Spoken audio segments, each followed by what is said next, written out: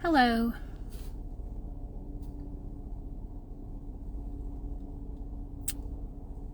Today is November 2nd, and I just feel like it's important to jump online and talk about something that's really important to me. Like I said, today is November 2nd, and that means today is the 6th anniversary of my father's passing away. And I'm probably going to cry a little bit in here. And it just feels important that I talk about that because it's an event that changed my life so much. And as much pain as what came with that, there was a lot of beautiful stuff that came from that too. And I think it tells a lot about my life and how I run my business and how I want my customers to feel, and all of that is factored into this one event in my life. A lot of times I get asked about how I went into this business, and it's kind of funny. I started out as a kid in high school. I was such a dork, y'all. I was like the biggest nerd in the whole world. I was constantly trying to build my resume. I wanted it to be like the best resume there ever was. I mean, I think I graduated from high school with like a 4-page resume. Dork. But that's okay, right? And a lot of what I did was I was very interested in politics. And I think one of the reasons that I was really interested in politics is because my dad was very interested in politics. He would kill me for calling him dad. He's not dad, he's daddy. My daddy was very interested in politics. And so I remember when the Berlin Wall came down, and I sat and watched it with him. I remember watching the conventions on TV and the people with the crazy hats on and all the stuff. My dad was actually a page at the Goldwater convention. And so being interested in politics was kind of like our connection. And plus I was his favorite. Sorry, Katie and Boyd. I was his favorite. I was his baby girl. He loved me the most. I think he made us all feel like he loved us the most. But so my goal in life was always to go into politics. I loved it. I moved to DC after college. I majored in political science, moved to DC, and I was going to work on the Hill, and I was going to change the world, right? Like, I had a plan. It was going to be great. I did not really necessarily want to be the very first woman president. That was not on my list, but I did want to go and contribute to society, because my dad was always very pro helping the community and helping it be as good as it could be, and he focused a lot on that in life. He really gave from his heart, and it wasn't because he wanted people to look at him and say, oh, look at Bill McGee, he's such a great guy. He just cared, and he cared about everybody around him. And I was raised that way. I really care about people around me. If you're part of my life, I care about you, whether or not you like it or not.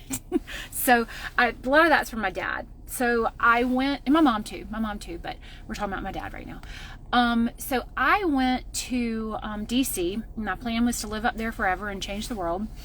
And then I met my husband, and we ended up moving back here in 2003 because he had a job.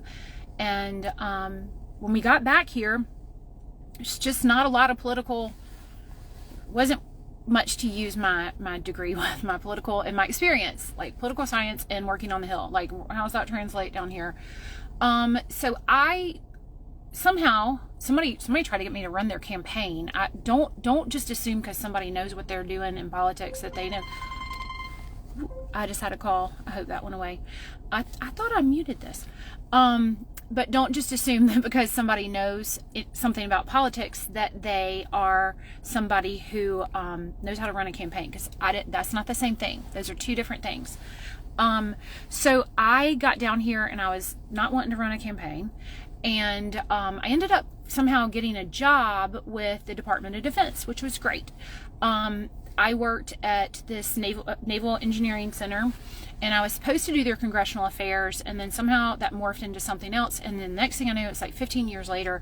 And in that time, I did a lot of project management. I was like financial analysis, process engineering, Lean Six Sigma, If you know these things, you're like, wow. I did project scheduling. I wrote training courses. I did requirements gathering for websites. Basically, I'm one of these people that's like, if the more I know, the more you need me, and the more I have in my toolkit, the more you're not going to fire me, because there's probably going to be some like square peg you can shove the round hole in, or whatever it is. So vice versa, whatever it is. So I was super into making sure I knew as much as I could know. And that's come in handy with real estate. Like between my political science with my negotiations, that's been handy. Like all of this has come in and been very helpful. But the whole time I'm doing this, I just wasn't very happy. And it was like 15 years. 15 years? It was a long time of doing this. And I kept thinking there's got to be something better. And I looked at real estate and I thought real estate looks great. But then I let people talk me out of it. They said, oh, it's all your nights and weekends and you won't have any time for your family. And then somewhere around, I'm pregnant with my third child, and it is 1 o'clock in the morning. I've just finished working because I was working like 60, 80 hours at that job, getting paid for 40. And I'm leaving work at 1 o'clock in the morning. I mean, I'm sitting at my chair in my den, and I walk to the laundry room because now it's time to do laundry. It's 1 o'clock in the morning. It's time to do laundry. Isn't that what you're doing? And I'm thinking there has got to be something better than this. But I let fear get in the way because I was very, very scared of going into a commission-based business. And I think anybody that's in a commission-based business can kind of understand that. You know, if you're not working, you're not making money. And I had 3 children and I needed my job and I needed my paycheck. So I let that get in the way of me taking the chance. And then my dad got sick. And he was sick for a long time. But then he got really sick. He ended up having esophageal cancer, which, if you don't know anything about that, I'm shaking. It's like, makes me so. If you don't know anything about esophageal cancer, it's awful. It is absolutely awful. And I don't know. I just, he was so young. And it was just hard because way up until like the last day that he was here, and I mean, he was like, turn it off, I'm done. I mean, he's the one that said he was finished, and that's a blessing. But up until that moment, we thought there was a chance. We thought he was always going to be with us. And so it was kind of funny. My dad's huge Alabama fan. Huge. Like, really, there's not a bigger one. And the minute he died, my sister and I were at MD Anderson at the hospital, and my sister ran out of the room to go to the bathroom. I think she's going to throw up. Sorry, Katie, I didn't mean to tell that, but it's true. And she ran into the bathroom, and we are in Texas. I mean, we're in Texas in the ICU, and the door opens to the bathroom, and this person comes out, and they're wearing a shirt that says Roll Tide on it. And we were like, okay, Daddy's letting us know he made it. We're all good. So that was, I don't know. They're little nods from my dad all along the way. So, but my dad, he was like the best guy ever.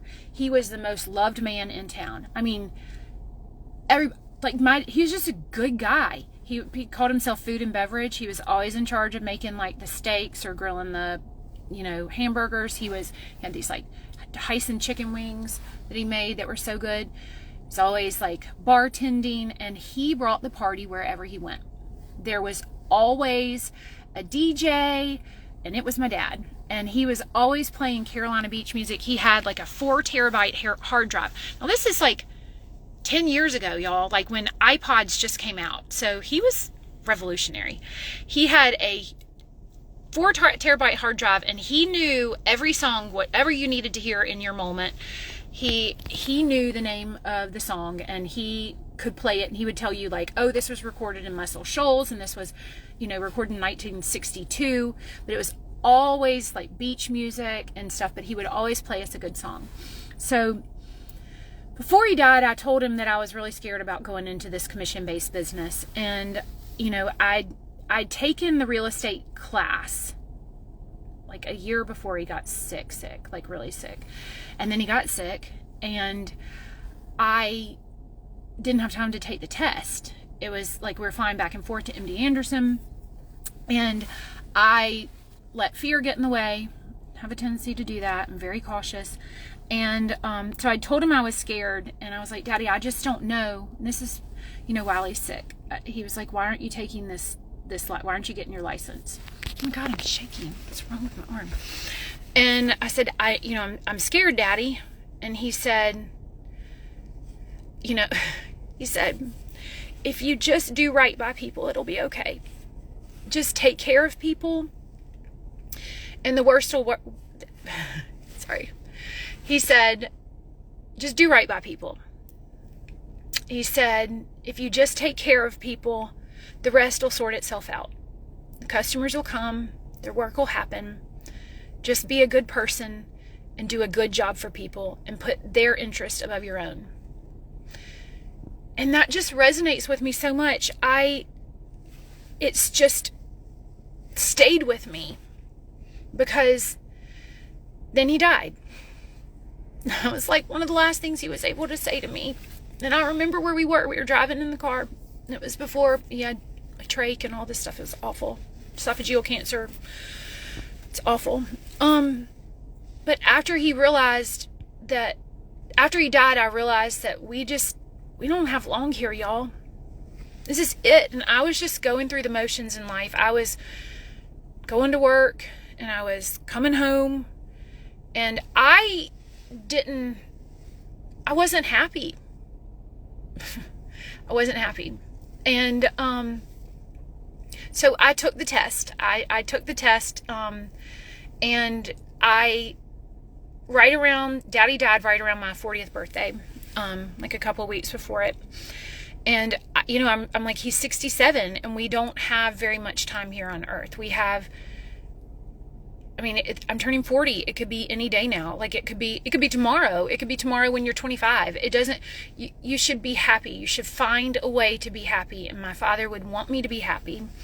And so I spent the next couple of years doing both jobs, because I'm nothing if not cautious. I was like, okay, God, when I have 6 months in the bank, then I'll quit the other job. And I would get 6 months in the bank, and I'd be like, well, I actually need 6 months and 3 days. And it was so ridiculous. It got to the point where I had it like to the penny how much I needed in the bank, and that's what was in there. And I was like, okay.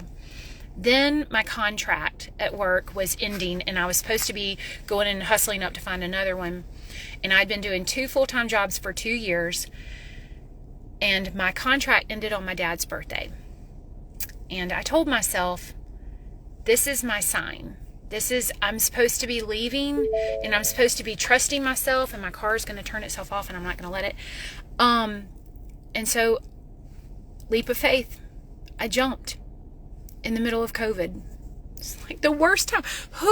How are you going to go sell houses in a commission-based business in the middle of COVID? But I did it. And by the end of my 3rd year in real estate, I was the top producing agent in my Keller Williams office. And that was there were a couple hundred of us. It was a lot of people. And it just showed me, like, if you focus and you take care of people and you do the right thing, it's all going to be okay. It is. And my very first day I went to show a house. I'm in the car, I'm driving to go unlock a house. And I'm thinking, I don't even know how to open the damn lockbox. Like, I have no idea what I'm doing. And I'm driving in the car. This is before I quit, and I was doing it like by myself. Only one job. I'm driving in the car, and I'm talking to my dad. I'm like, Daddy, I'm terrified. This is like a couple months after he died.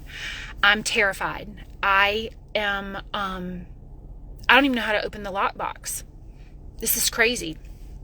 And I turn on the radio, and the very song that's on is a song he played for me right before he died. And I can't remember who sings it, and I should have looked it up before I got online. But it goes, I don't believe in movie stars, but I believe in you.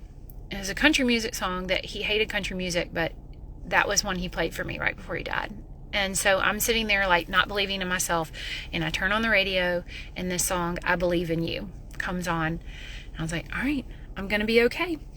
And so I guess, you know, life can bring us all a lot of blows. It has sure brought me a number of blows in my life along the way. I mean, I've had cancer, and I've had to deal with job stuff, and it's all kinds of crazy things. My kids went through some health scares, and there's a lot that gets thrown at you. I didn't know until I had this job that people actually liked their jobs. I thought that most people just tolerated them, and that if you were lucky, you tolerated your job and you enjoyed going there. I thought most people hated their jobs. And now that I do this, I got another call coming in, I'm sorry. But now that I do this, I know that I can be so happy doing my job. And that's because I went through something really terrible. My father died. And what I've learned is that for every truly horrible, awful thing that happens to me, something beautiful always comes from it. Always. You just have to kind of wait and see what that beautiful thing is. And for me, my dad passing away, and my dad truly scaring me into thinking that I was going to be unhappy in that other job. That was the thing that was horrible, but it was also the catalyst to the thing that was the best thing. I mean, it's changed my life in so many ways, and I am so grateful for the lesson that I learned in that, and looking forward to the ways that I can find the good in things in the future. And so I'm just going to kind of live by my dad's instructions that if you just keep taking care of people, if you make sure your business is client first, if you make sure that you put your client's interest ahead of your own, it's going to be okay. And I know that because my dad believes in me. So happy first day in heaven, 6-year anniversary, Daddy. I love you.